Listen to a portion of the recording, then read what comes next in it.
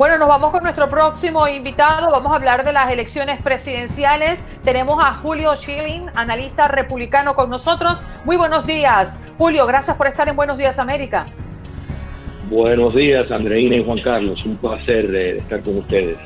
Hemos tocado en varias oportunidades esta semana, inclusive ayer y la semana pasada, sobre las encuestas que hay alrededor de estas próximas elecciones presidenciales. Pero te pregunto, Julio, ¿hay un horizonte gris para el presidente Donald Trump? No lo creo en lo más mínimo. Más bien todo lo contrario. Primero tenemos que entender las encuestas en la era tecnológica no tienen la misma puntualidad que lo que tenían las encuestas en la era previa en cuanto a poder tener una representación correcta del sentir popular. Pero en el caso con el actual presidente, tanto ahora, pero sobre todo ahora, pero también cuando era candidato, es que hay un cierto estigma promovido por la élite cultural, y no solo cuestión de estigma, sino castigos físicos, castigos de alguien que puede perder su trabajo si tiene una posición que va en contra de lo que quiere promover la cultura, la élite cultural en cuanto al apoyo al presidente. Entonces hay muchas personas que, aunque realmente les hicieran la pregunta por vía de una encuesta, pues no van a decir la verdad. Tristemente que eso ocurre, pero es la realidad. No podemos decir que las personas se sienten con la comodidad de expresar su apoyo, porque en muchos casos pagan un precio en el sentido de en la calle, pues puede ser un ataque físico, y en cuanto al trabajar, pues también, sobre todo si es una posición a nivel de ejecutivo de importancia, hemos visto de nuevo cómo personas en el gobierno escriben un editorial en el New York Times, por ejemplo, y despiden a la persona que autorizó que hicieran el escrito. Lo despiden porque su posición disiente de la corriente de la junta editorial. Entonces, pues no le daría mucho peso a eso. Yo creo que el estado gravísimo que está viviendo el país, yo creo que las estadísticas, de hecho, hablan por sí mismos de todo el gran desorden que hay producto de el enorme que el liderazgo de muchas de las ciudades principales le ha dado a personas que lo que empezó con protestas se ha convertido en motines y se ha convertido en un movimiento revolucionario para, en efecto, cambiar el sistema de los Estados Unidos. Yo creo que duda de eso no se puede tener. Todo eso, sin duda, va a favorecer al presidente extraordinariamente. Julio, me llama mucho la atención lo que usted plantea, porque creo que tiene razón. Hay gente que no quiere contar por quién va a votar. Y eso es lo que los expertos en algún momento han llamado como el voto vergonzante.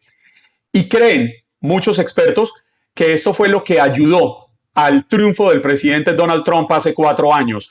Precisamente quienes no querían decir por quién iban a votar o decían que su voto iba a ser por Hillary Clinton, pero finalmente se vieron inclinados hacia Donald Trump. Podríamos suponer que este año también el voto vergonzante sería determinante al momento de elegir el próximo mandatario, es decir, que según su pronóstico se reelegiría al presidente Donald Trump. Efectivamente, sin lugar a duda, ese votante silente, esa frase ya que se ha utilizado tanto, esa mayoría silente, será un factor decisivo.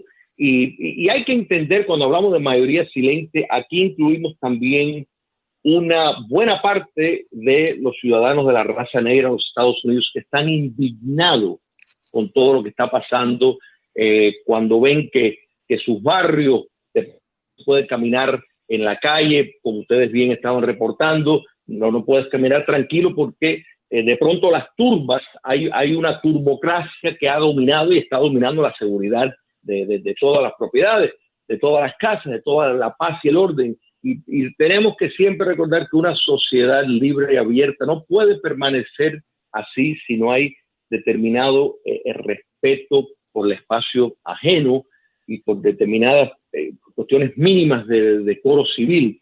Esa quiebra está causando un gran sentir, particularmente en esos barrios entre los ciudadanos negros de los Estados Unidos, que de pronto ya ni siquiera tienen la tranquilidad de poder salir. El caso de Bronx que ustedes reportaron no es aislado. Tenemos el caso de Wendy's en Atlanta, donde personas que no tienen nada que ver con esto, que simplemente están en la calle y de pronto les alcanza un balazo. O sea que realmente esto va a impactar, y el mensaje de los que están en contra del presidente en este punto y la promesa de transformar el país, están viendo la transformación y lo que está ocurriendo es para mandarse a correr. Pero sí, sin lugar a dudas, sí confío que esa mayoría silente será un factor determinante en las próximas elecciones.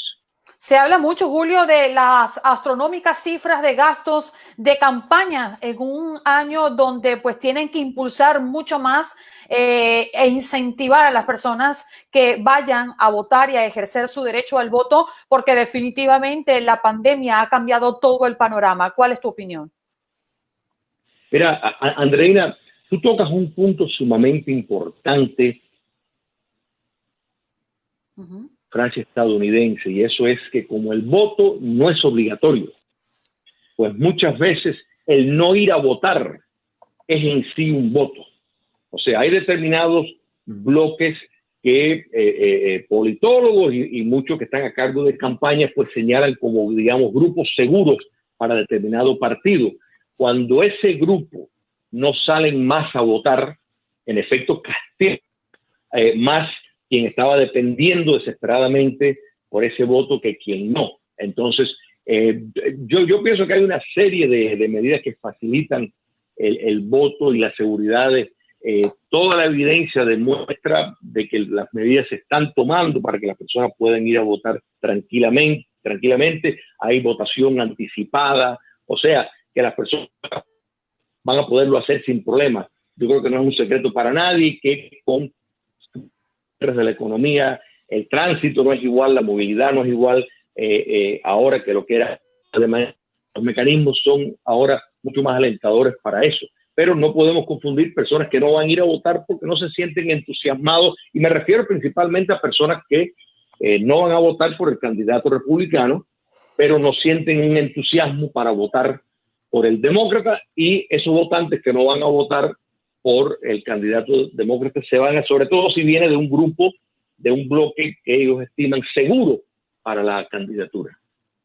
Julio, me llama la atención el planteamiento que usted hace de cómo las comunidades afroamericanas estarían tentadas a inclinar su votación hacia el presidente Donald Trump, porque usted pone el ejemplo de la inseguridad que estarían viviendo, que no es un secreto, hay inseguridad. Sin embargo, podemos ver dos caras de la moneda. Encontramos por un lado que el ejemplo del pasado domingo, el hombre que muere en el Bronx, donde hay un gobernador claramente demócrata, pero el hombre que murió en Atlanta a manos en un enfrentamiento con un policía que también tiene un gobernador, pero esta vez es republicano. Es decir, creo que no podemos estar centrando la discusión en que si son demócratas o republicanos. Hay un malestar, una desprotección de ciertas comunidades que son minorías, y no hay una política nacional que se enfoque a protegerlos a ellos. Y tenemos en cuenta también que ya llevamos 3 años de gobierno del presidente Donald Trump. Juan Carlos, mira, te podría dar muchas razones por qué los ciudadanos negros de los Estados Unidos tienen razones para votar por el Trump. El desempleo más bajo de la población afrodescendiente en décadas, el hecho de que facilita dinero a colegios predominantemente negros, facilitación de zonas damos un incentivo para la inversión en barrios marginados, que explica en gran parte el desempleo que ha descendido entre la población en los Estados Unidos. O sea, las razones sobran, pero en cuanto a la medida, los que están pidiendo desfinanciar la policía son los demócratas y entender claro que el grupo Black Lives Matter es una organización marxista y tenemos que separar el eslogan donde todas las vidas importan.